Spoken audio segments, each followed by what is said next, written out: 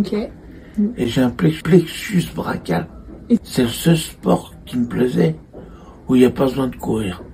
J'en faisais quand j'étais gamin, quoi. Oui, comme tout le monde, genre avec les copains, voilà. Ping-pong de plage.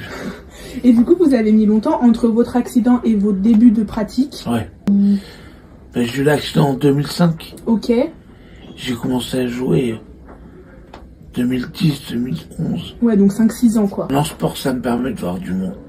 C'est le seul endroit où j'ai contacté beaucoup de monde.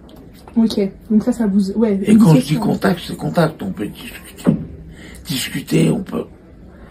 Alors que j'ai pas peur des gens, j'ai peur de moi. Un ami qui est handicapé, qui m'a donné l'adresse. Et ça vous avez pas eu peur où vous êtes allé? Non. J'y suis allé voir. Oui. Déjà, il me conseillait d'y aller pour voir. Pourquoi pas? Et je suis venu... C'était en groupe au départ. Ok, d'accord. Et moi, je lui dis à Mickaël, je lui dis, tu fais des individuels? Il m'a dit oui, puis voilà, c'est parti. Et donc, ça fait combien de temps? 3 ans maintenant. Bien sûr. Vous les entendez encore maintenant? Ah oui, oui. Et ça vous... Ça me fait rire, moi.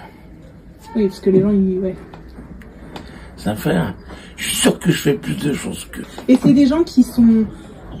Par exemple, qui font du tennis de table ou qui sont pas du tout dans le sport? Pas du tout dans le sport. Ok. Au contraire, les gens qui font du sport, vous avez jamais... Jamais, au contraire. Ok, c'est vraiment les gens qui... Ils sont là pour me pousser, en fait. Ok, d'accord. On va dire que avant qu'il y ait ces fameuses médailles au JO, le handicap freinait les gens. Donc ça, personne ne regardait. Oui, bah oui. Alors que maintenant...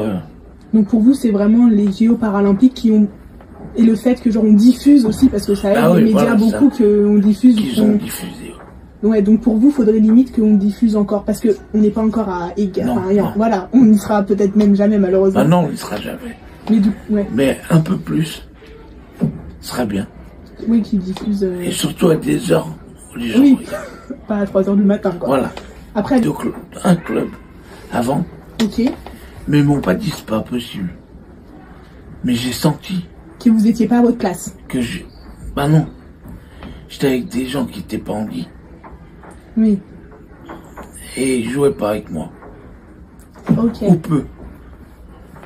Donc, alors il y a plusieurs groupes en fait. Ok, d'accord. Il y en a qui viennent en groupe, ils sont 5-6. Il y en a d'autres qui viennent, qui sont 4, 5. Oui. Et après, des individuels. Complètement. Oui, c'est un moyen, en fait, c'est un levier de... Les gens se rendent compte que une personne avec un handicap peut faire aussi bien, peut-être pas aussi bien, peut faire la même chose que les autres. Oui, que le handicap, ça freine pas. Ça freine pas, voilà. Très intéressant qu'il y ait beaucoup de gens qui s'intéressent à l'handicap.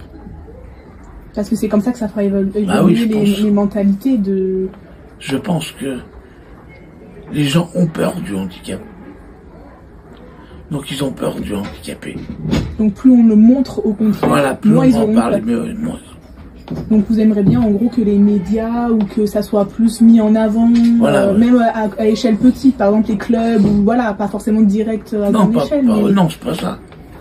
Mais par exemple, quand on voit, par exemple, quand il y a eu les JO avec les handis, le nombre d'handis qui sont inscrits avec leurs personnes de leur famille qui ne sont pas forcément handis, ça a doublé pratiquement. Donc, bah oui.